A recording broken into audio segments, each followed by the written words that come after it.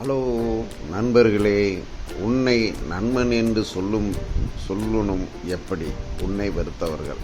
அதாவது என் நண்பர் சொன்னார், நீங்கள் அவர்களை என்ன நண்பன் சொல்கிறத விட அவர் உங்களை நண்பர்னு சொல்லணும்னு அப்படின்னாரு.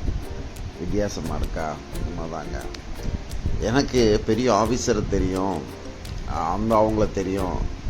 ஆனால் எங்கேயாவது நம்ம ஒரு சந்தர்ப்பமான சூழ்நிலையில் மாட்டிக்கிட்டோம்னா அந்த நேரத்தில் என்ன நடக்கணுமோ அதை நடத்திட்டு ஒரு பொது மனிதனாக வந்துடுவோன்னு தவிர எனக்கு இந்த ஆஃபீஸரை தெரியும் அந்த ஆஃபீஸர் தெரியும்னு சொல்லி என் பேரை யூஸே பண்ணிக்க மாட்டேன்.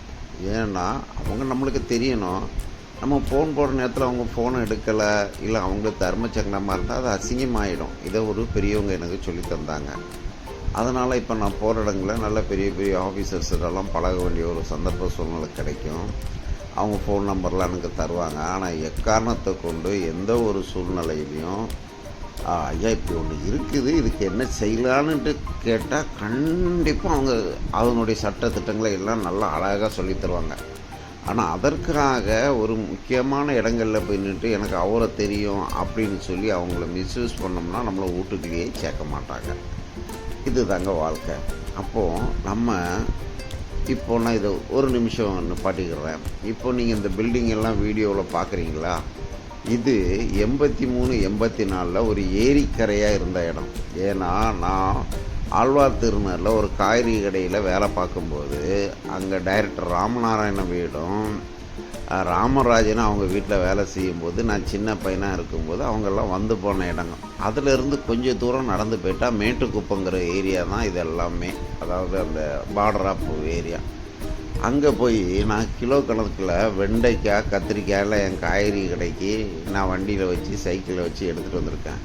இன்றைக்கி மேட்டுக்குப்பம் அந்த ஏரியாலாம் ஒரு கிரவுண்டு பல கோடிக்கு போயிட்டு இருக்குதுங்க. அதாங்க இந்த பில்டிங். இது ஒரு கவர்மெண்ட் ஆஃபீஸர்ஸ்க்காக கட்டப்பட்ட ஒரு பில்டிங்.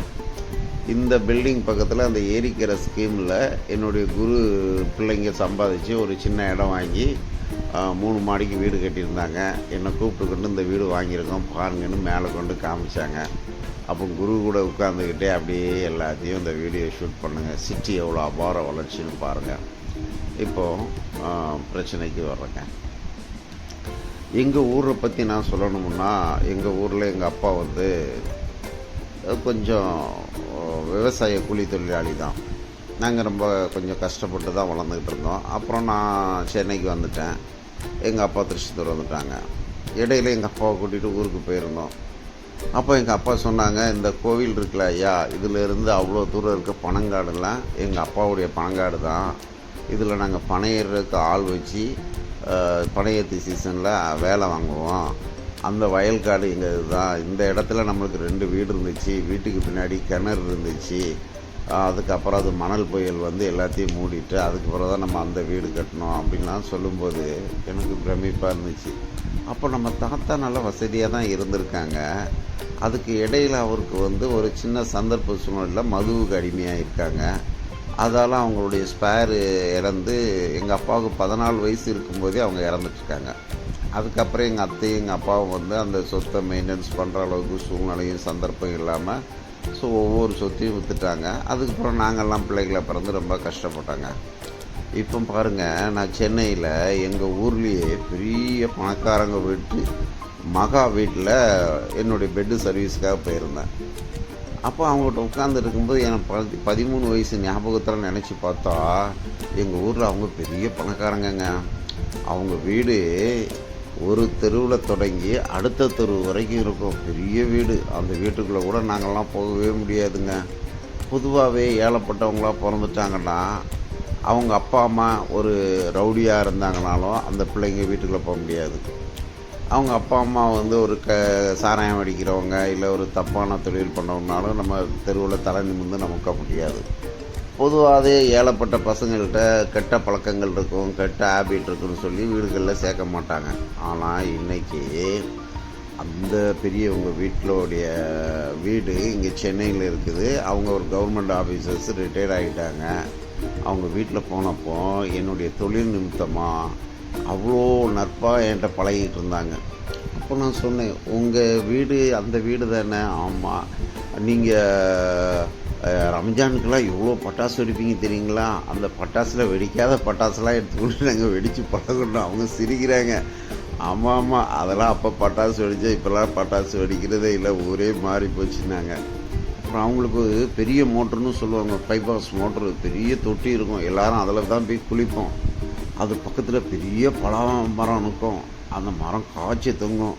அந்த பலாமரம்லாம் நான் பார்த்துருக்கேன்னு சிரிக்கிறேங்க. அம்மா, அந்த பலாமரம்லாம் 40-50 வருஷம் ஆச்சுன்னா இப்போ இருக்குப்பா, எல்லாம் விழுந்து போச்சு. அவங்களுக்கு மாந்தோப்பு இருந்துச்சு, தென்னந்தோப்பு இருந்துச்சு, வயல்வெளி இருந்துச்சு. இப்போ எல்லாம் சொத்து பிரிச்சிட்டோம், எல்லாம் சின்ன சின்னதாக ஆகிப்போச்சு அப்படின்ட்டு இருந்தாங்க. அப்புறம் அவங்க வீட்டில் ஒர்க்கெல்லாம் பண்ணிவிட்டு வரும்போது அந்த ஞாபகங்கள் வந்துச்சு. இப்போ நண்பன், உன்னை நண்பன் என்று சொல்லணும் எப்படி? உன்னை வெறுத்தவர்கள். நம்மளை வெறுக்கிறவங்க யார் வெறுப்பாங்கன்னா, உழைக்கிறவனை உழைக்காதவன் வெறுப்பான். நீ உழைச்சி சாப்பிட்டுக்கிட்டு இருக்கேன்னா ஊரை ஏமாற்றி சாப்பிட்றவன், அவனுக்கு உழைக்கணுங்கிற எண்ணம் வராது, அவன் ஒன்றை வெறுப்பான். தப்பான வழியில் போகிறவன் உங்களை தப்பான வழியில் கூப்பிடுவான், நீ போகலைன்னா அவன் ஒன்றை வெறுப்பான்.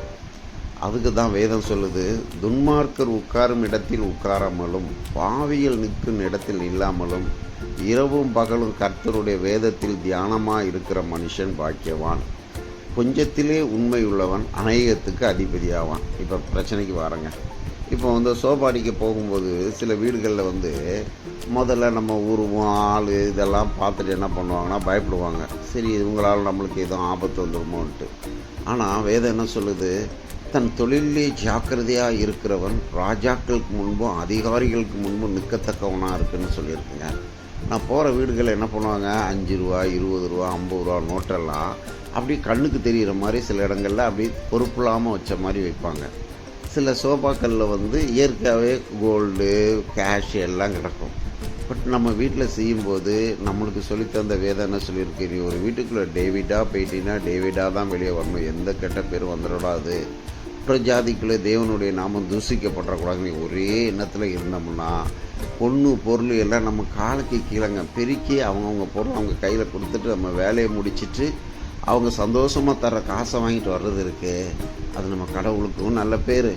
இதோ என் ஜனங்கள் சத்தியத்தில் நடக்கிறார்கள் என்று புறஜாதியார் சொல்லும்போது அதில் உண்டாகும் சந்தோஷத்தை பற்றில மிகுதியான சந்தோஷம் எனக்கு ஒன்றுமே இல்லைன்னு வேதம் சொல்லுதுங்க. ஆமாங்க, நான் ஒரு பண்டிகை நாட்டில் ஆள் வெட்டி 100 பேருக்கு பங்கு வைக்கிறதுலையோ, இல்லை 100 பேருக்கு சாப்பாடு போடுறதுலையோ, இல்லை திருவிழா கொண்டாடுறதுலையோ, பட்டாசு வெடிக்கிறதுலையோ, சரக்குகளை வாங்கி நண்பர்களுக்கு கொடுக்குறதெல்லாம் சந்தோஷம் கிடையாதுங்க. புதிய ஆடை கொடுக்குறதெல்லாம் சந்தோஷம் கிடையாதுங்க.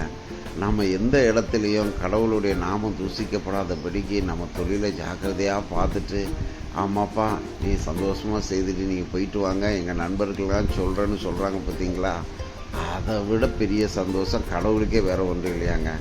ஆமாங்க, இப்போது நம்மளை துன்மார்க்கமான வழியில் கூப்பிட்டவங்க. இப்போது என்னுடைய குரு ஒருத்தர் திடீர்னுட்டு என்ன திட்டிக்கிட்டே இருப்பார், அறிவுகட்ட பையில் முட்டா பையில் சோம்பேறி அப்படி இப்படின்னு சின்ன வயசில் திட்டிகிட்டு இருப்பார். ஒரு நாள் என்னை கூப்பிட்றாரு. என்னையான்னு கேட்டேன். நான் ஒரு பெரிய பிரச்சனையில் மாட்டிக்கிட்டேன், எப்படி தப்பிக்கிறதுன்னு தெரியல. சொல்கிறவரு என்னுடைய குருவுங்க. என்னங்க பிரச்சனைனா, அவரளவு வசதியாக இருந்துச்சு, தொழில் நல்லா போய்கிட்டு இருந்துச்சு. அப்போ ஏதாச்சுமா பிசாசு மாதிரி ஒருத்த இதில் ஒரு 2500 பணம் வச்சுருக்கேன், உதாரணத்துக்கு இதை நீங்கள் வச்சுக்காங்க அப்படின்னு கொடுத்துட்டு 2 நாள் கழித்து வாங்கிட்டு போகிறேன் அப்படின்னு சொல்லிட்டு போனார். அவர் ஒரு கார்பெண்டர் ஒர்க் பண்ணியிருக்காரு. அப்போ சரி, ஏதோ கையில் கேஷ் வைக்க பயமாக இருக்குது, நம்மகிட்ட கொடுக்குறாங்கன்னு சொல்லி இவர் வாங்கி வச்சுருக்காரு. அப்புறம் 2 நாள் கழித்து ஒரு 500 கொடுங்கன்னு இருக்கார். இவர் கையில் காசு இருக்கிறதுனால தூக்கி கொடுத்துருக்காரு. உங்களுக்கு ஒன்று தெரியுமான்னு இருக்காப்புல. என்னென்ன, எங்கள் ஊர் எங்கள் ஊரில் ஒரு பெரிய பணக்காரர் இருக்கார், அவர் இந்த கேஷு கள்ள நோட்டு அடிக்கிறாரு, இதை மாற்றி கொடுத்தா நீங்கள் 1 லட்ச ரூபா கொடுத்தீங்கன்னா ஒரு 2 லட்ச ரூபா தருவார், நான் உங்களுக்கு கொடுத்த நோட்டு அந்த நோட்டு தான் இருக்கார். அவர் பார்த்துருக்காரு, அந்த நோட்டு பிரச்சனையே இல்லை, அதே நோட்டு தான். இப்போ ஒரு 5000 இருக்குது, இதை வச்சுக்காங்க, எனக்கு 2500 கொடுத்தா போதும், நீங்கள் அப்புறமா கொடுங்கன்ட்டு 5000 கொடுத்துட்டு போயிருக்காரு உதாரணத்துக்கு. இவர் அதை ரன்னிங்கில் விட்டுருக்காரு, ஒரு பிரச்சனையும் இல்லையா.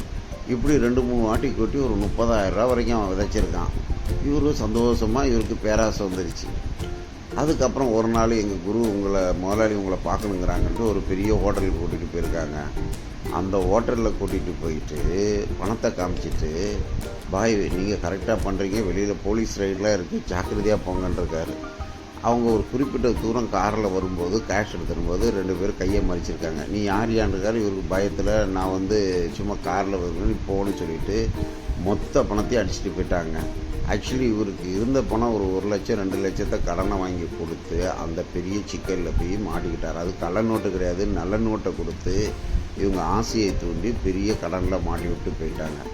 இதை சொல்லும்போது கடவுளுக்கு பயப்படாத மனுஷனுக்கு எவ்வளோ பெரிய ஆபத்து எப்படிலாம் மாட்டிக்கிட்டாங்க. இப்படி கெட்ட வழியில் போகிற நண்பர்கள் யார் கூப்பிட்டாலும் நம்ம போயிடக்கூடாமல் கடவுளுக்கு பயந்து நடக்கும்போது நியாயமான வருமானத்தில் நம்ம சந்தோஷமாக வாழலாங்க.